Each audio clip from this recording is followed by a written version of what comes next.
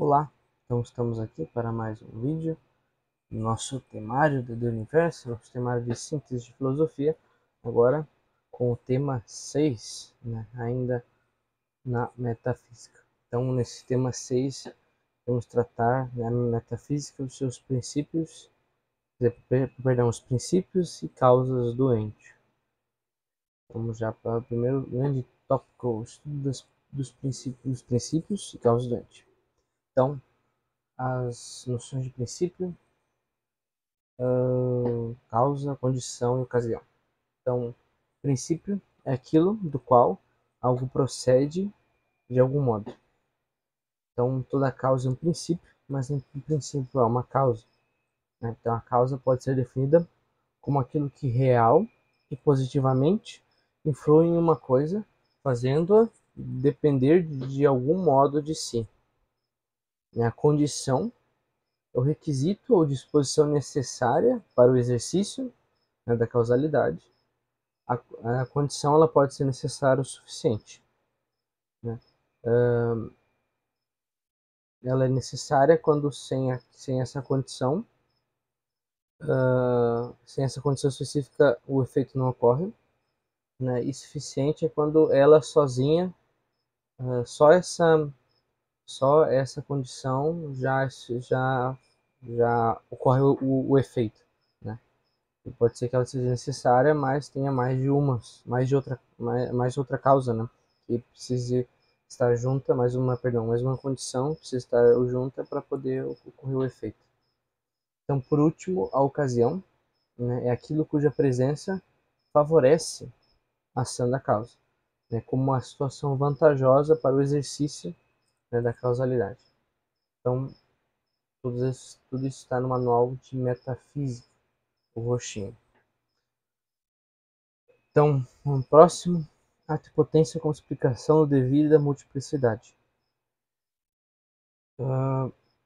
A indução das noções análogas de ato e potência a partir do movimento. Então, podemos ver a partir da experiência do movimento que algo que antes não estava em determinado lugar passa a estar, ou seja, houve uma mudança. Parmênides e Heráclito defendiam visões quase totalmente opostas sobre o movimento na realidade. O primeiro negava e o segundo afirmava de modo total.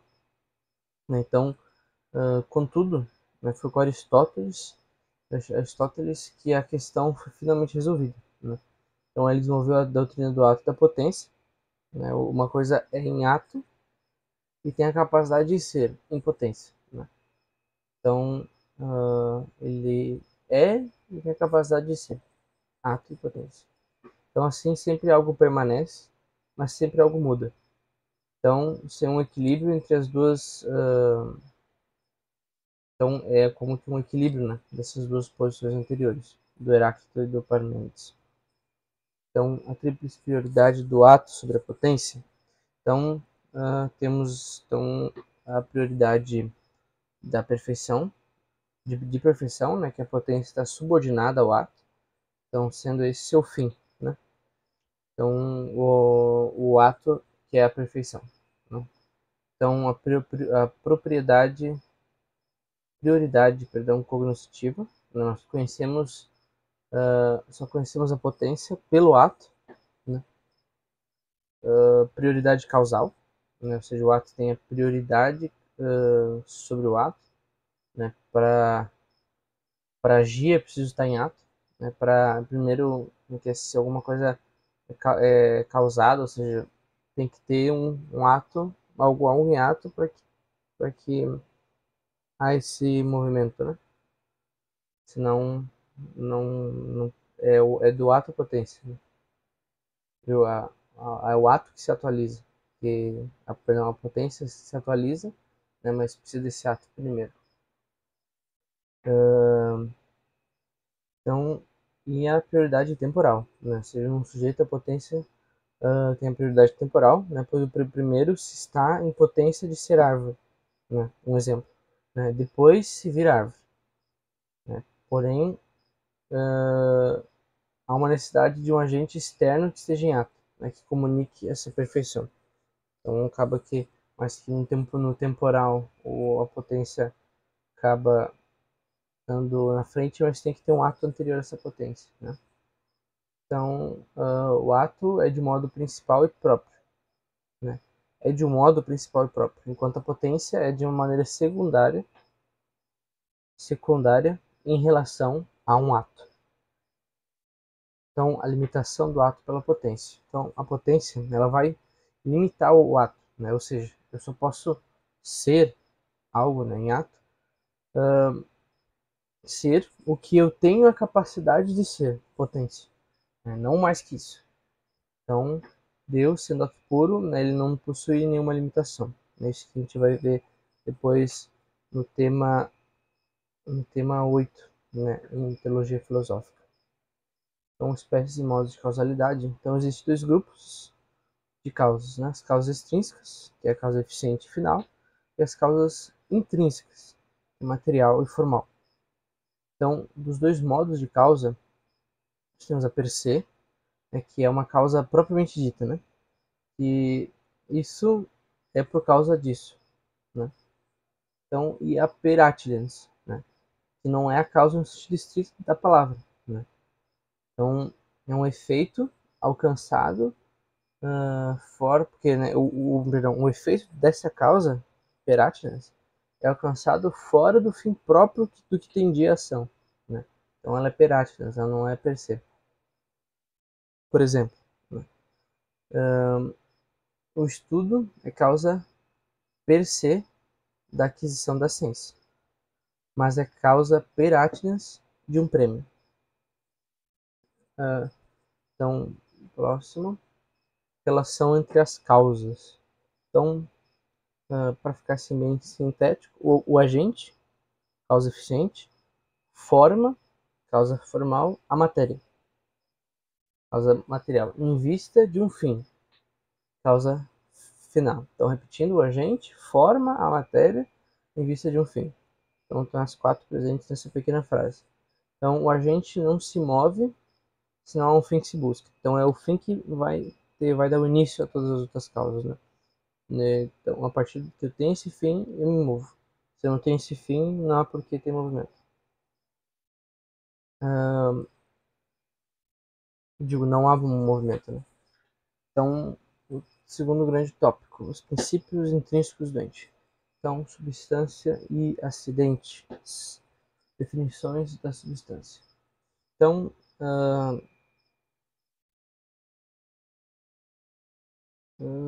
isto é a realidade a cuja essência ou natureza lhe compete ser em si e não em outro sujeito. Isso é uma definição de substância, né? Porém, Aristóteles, né, ele vai definir, né, isso na metafísica, número 1017b, ele define a substância para pelo menos quatro modos, né? Uma delas, né, uma mistura delas, né, está aí nessa definição, né? Então, ele dividiu a substância em duas espécies: as substâncias primeiras, próton ou íon, que existem na realidade, entes concretos, né? E as substâncias segundas, né, que é a deuteron ou íon, que em sua consideração universal e abstrata da essência. Então, característica da substância, né, ele vai ser aquela realidade que exerce o ser em si mesmo, né, e não tem outro sujeito, quer dizer, perdão, e não em outro sujeito, né, como a gente viu antes. Então, a substância é aquela realidade que exerce o ser em si mesmo, e não em outro sujeito. E além disso, então ela tem uma essência específica. Então, substância e essência não são sinônimos, né? Substância é uma realidade subsistente e a essência é um modo de ser dessa realidade. Então, a substância é sujeito, subsistente e implica uma essência. Então, noções relacionadas, né? Subsistência, o sujeito e o poder. Então, essas noções, né, elas estão interligadas, né, com a substância, né, pois ela é subsistente, né, ser em si, é sujeito, ou substrato, né, subjecto, está debaixo, né, subjectum dos acidentes, né, e todo ti, ou seja, ser aqui, seria isto aqui, né, é o ente concreto. Então, a natureza, né, dos acidentes. Quarto ponto. Os acidentes, então, eles são realidades, né, cuja essência convém ser um outro que é o seu sujeito, né, o contrário, entre aspas, assim, da substância. Né? O acidente ele é em outro e, a substância ela não depende de outro. Né? Então, há acidentes próprios da espécie, né? Propriedades, que a gente chama de propriedades, e os acidentes inseparáveis de cada acidentes inseparáveis de cada indivíduo, acidentes separáveis e acidentes que procedem de um agente externo. Quinto ponto, relação entre os acidentes e substância. Então, há três modos de relação, né, entre acidente e substância. No primeiro, a substância ela é substrato do acidente, né, não só enquanto o seu suporte, mas também porque ele dá o ser. Né. Segundo, a substância é uma causa, é a causa daqueles acidentes que derivam dela mesma.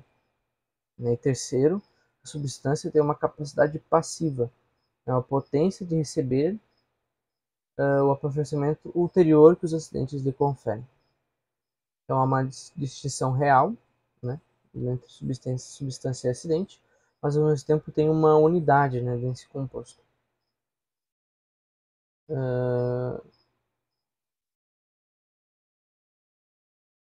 Tá certo.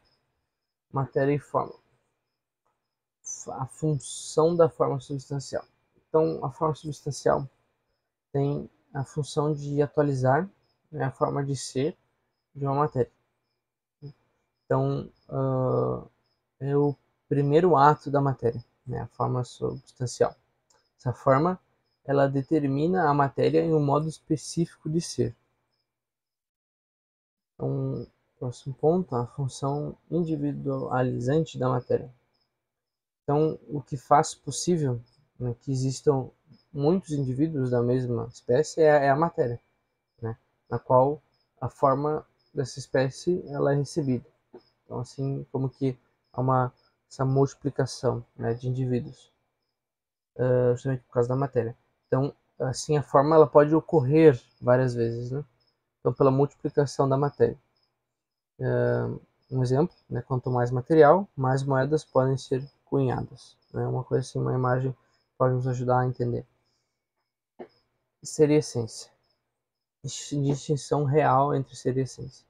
Então, há uma distinção real entre ambas, né, mas não como realidades independentes, e sim como dois princípios metafísicos que compõem o ente. Né? As essências não existem sem o ato de ser. A relação entre essência e ser. Então, a essência é um modo como as coisas recebem o ser. Ou seja, é pela essência que as coisas começam a ser. Né? Recebem o ato de ser por ela, né? Pela essência. Ser e participação. Então, o ser participado, né, é ser ou possuir parcialmente uma perfeição.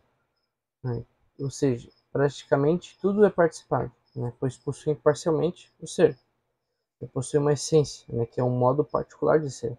Então, só Deus, né, como a gente vai ver depois nos temas da teologia filosófica, só Deus é o ser. Né? Então, todo o resto participa do seu ser. Próximo grande ponto e último, as causas extrínsecas do ente. Então, a causalidade eficiente, né? Causa eficiente. Então, divisão da causalidade eficiente. Antes, uma definição, né, da causalidade eficiente. Então, é um princípio de ação que faz algo ser de algum modo. Então, a divisão, temos a causa total, né? Ou seja, ela causa uma causa completa do efeito, né? E causa parcial, é que ela produz apenas uma parte do efeito. Temos a causa universal, que ela vai abarcar muitos efeitos distintos, absolutamente só Deus, né? mas relativamente um arquiteto em relação aos pedreiros, né?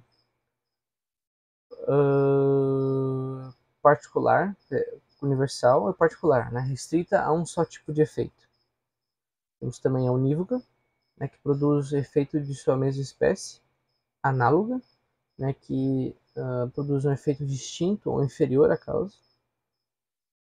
A causa principal, ela atua por virtude própria.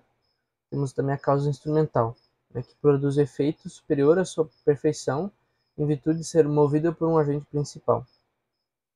Causa necessária, né, que sempre alcança o seu efeito.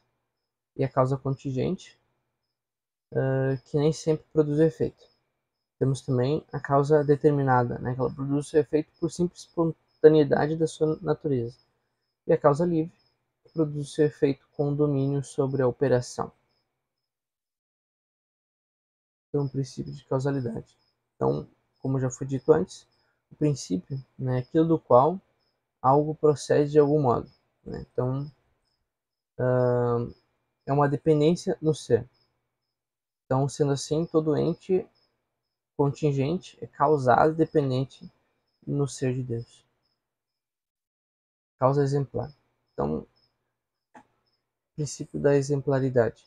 Então, é a causa através do qual o agente age, né, o modelo que segue para a sua ação.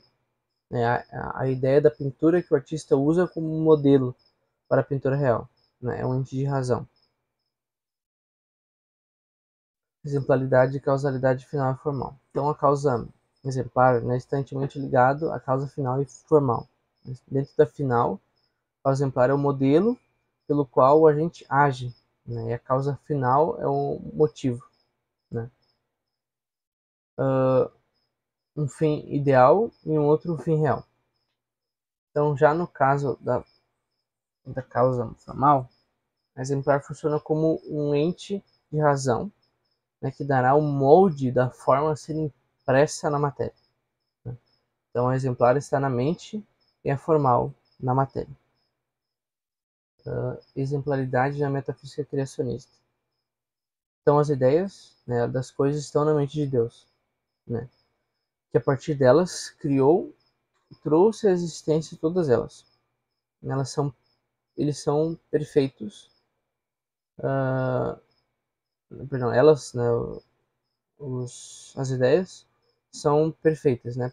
Porém, no contato com a contingência, né, elas se adequam conforme a matéria disponível. A causa final. Princípio de finalidade. Princípio finalidade, tudo o que age, o faz em vista de um fim. Então, se não há um fim que se busca, não há ação. Então, para seguir um fim, deve-se ter o conhecimento dele. Né? As coisas inanimadas, porém, possuem conhecimento, não possuem conhecimento e seguem o fim de si próprio, né? Mas o fazem porque há uma inteligência que os guia. É um pouco também em parte os animais também, se eu não me engano, né? Eles agem pelo instinto, né? Eles não não têm liberdade, né? Eles agem pelo instinto diferente de nós. Agimos livremente, né? Temos esse conhecimento do fim e um princípio intrínseco que é a vontade, né? Agimos pelo esse princípio intrínseco. Então é Deus que vai guiar, né, essas criaturas, as coisas inanimadas. O fim tem razão, noção de bem. Então o fim tem noção de bem, né, pois ele é procurado em toda ação. O bem é o que aperfeiçoa o ser contingente, né, e é buscado como fim da ação. Então o fim atrai o agente, porque quer, porque uh, porque ele quer, né, esse bem para o seu aperfeiçoamento. Então, pois senão não se moveria, né, não faria sentido o movimento. Então, o que aperfeiçoa e atrai é o bem. Então, o fim tem noção de bem. Finalidade, razão, noção de bem. Né? Então, finalidade e intencionalidade. Intencionalidade é agir conscientemente em vista de um fim. Né? O sujeito age porque quer o fim. causa e agir, operação do ente fez. Então, último ponto. Então, o agir é fazer algo em ato, né? Então, o que caracteriza mais a causa eficiente. Porém, essa ação não tem início sem um fim que se busca, né? Ou seja, não há movimento sem um fim, um motivo, né, para essa ação. Então, eu ajo, né, a causa eficiente, em vista de um fim, colocando uma forma na matéria. O homem faz isso conscientemente, né? Os animais o fazem por instinto. Eles têm uma tendência natural ao bem, o bem deles, né? E os seres não vivos pela lei natural, né, que colocada por Deus. Então é isso. Espero que tenham gostado. Se inscrevam no canal para poder acompanhar os próximos vídeos. Também deixe o seu gostei, seu comentário. E até o próximo tema 7, onde vamos começar a teologia filosófica. Até a próxima.